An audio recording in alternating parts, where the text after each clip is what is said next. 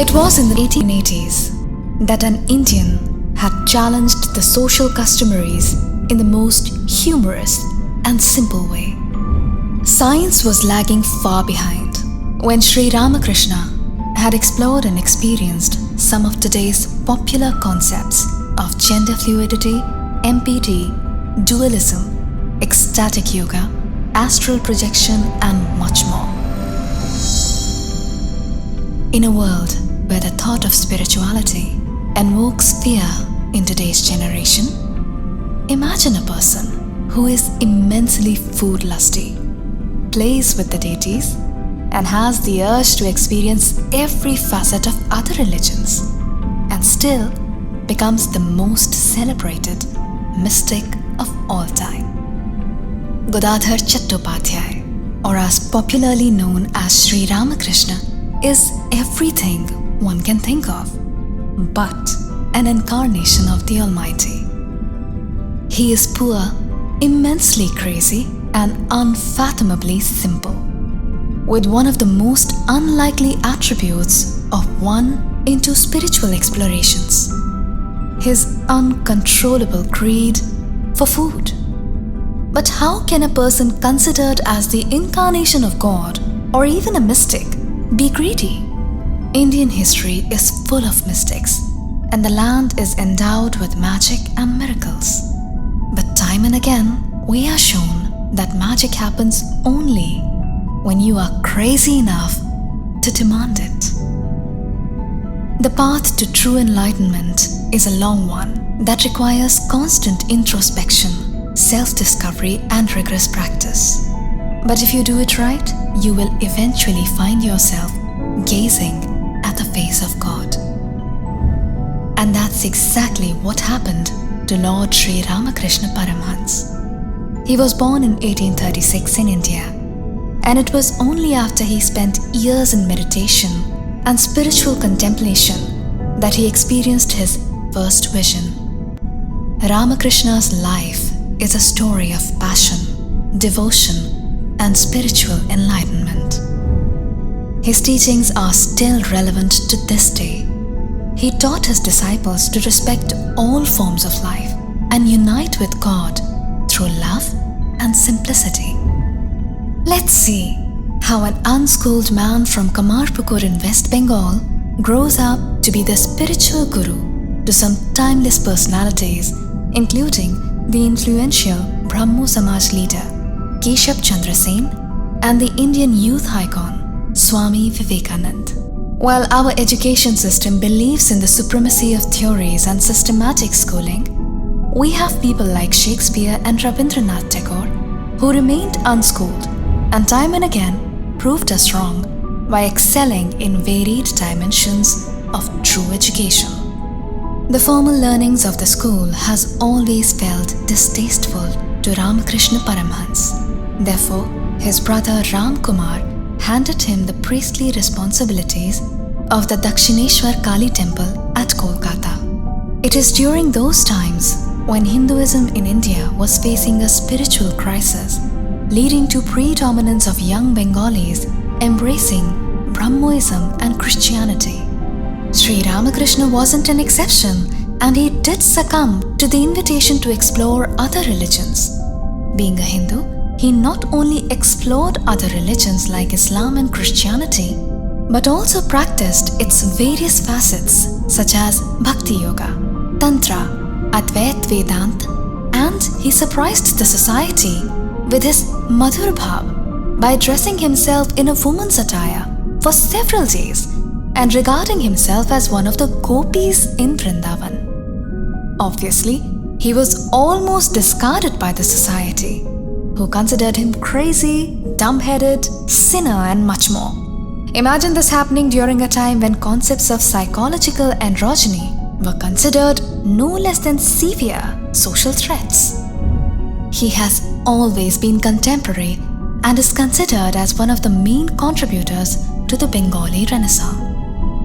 While a spiritual destiny was believed to be spent away from the opposite sex, Ramakrishna believed that if the soul has to be free from materialistic desires and follow the path of sannyas, one must consider the divine image of mother in every woman, and that can lead to true and gradual renunciation rather than performing austerities and enforcing a sudden opposing will on the mind.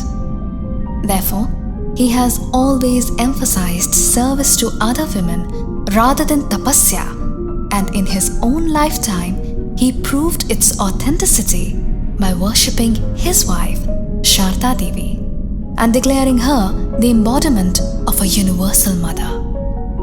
Even when he spent all his life in poverty, the sight of money used to irritate him. It didn't mean he was any less ambitious than most of us, but he aspired to fathom something which was beyond monetary abilities. He considered money as equal to earth, and in a childlike gale, he used to throw coins and some soil into the river, calling Taka Mati, Mati Taka. Money is soil, soil is money. He was indeed a Griha Sannyasi, detached from all the materialistic desires, while being attached to the immensity that life could offer him. Ramakrishna came to teach the religion of today, which is constructive, the one which isn't only all about scriptures and blind faith, destructive or absurd. He was indeed a spiritual scientist, the one who speculated and conducted experiments, and only then, based on the results obtained, he drew conclusions and then puts forth his theory before the scientific world for its acceptance. He had to go afresh to nature to ask for facts, and he got scientific religion, which never says believe, but see. I see, and you too can see. He used to say, use the same means and you will reach the same vision. God will come to everyone. Harmony is within the reach of all. For an instance, when Swami Vivekananda visited him, he asked for the proof of the existence of God. I have seen him just as I see you here, only in a much intense sense, the mystic reassured. God can be realized. Hearing this rare spontaneous assurance from the depth of one's realizations, even Swamiji thought him to be a monomaniac, a madman. After all, we seldom find people who dare to affirm the existence of God through countless self-realizations. Not only that, but this man with messy beards and with nothing remarkable about him, apart from his striking simplicity, said, I can show you if you have enough courage. He then placed his foot on Vivekananda's chest and pushed him into a state of samadhi, where he remained unconscious of his surroundings for hours. When he came back to his normal state, he was no longer the person he used to be. Sri Ramakrishna has always tested his disciples and had asked them to test him through. Unlike some of the so-called spiritual masters today, Ramakrishna had only 16 disciples, and he hardly harbored the desire to gain fame in this material world.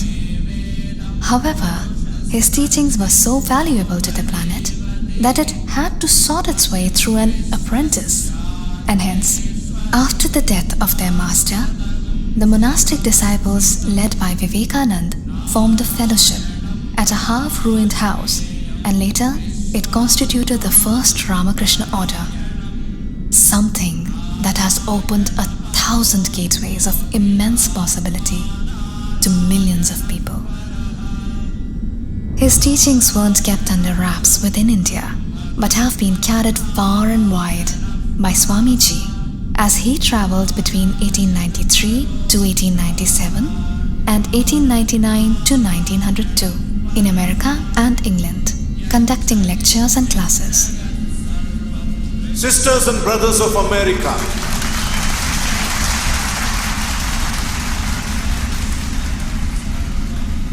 he delivered 2 lectures in New York and England in 1901 on Ramakrishna, his famous speech at Chicago, and his immense contribution to the betterment of humankind have all been revered and dedicated to his master. As Vivekananda said, "All that I am, all that the world itself will someday be, is owing to my master, Sri Ramakrishna." If you like this video, spread it for the world to know and keep watching Mystics of India.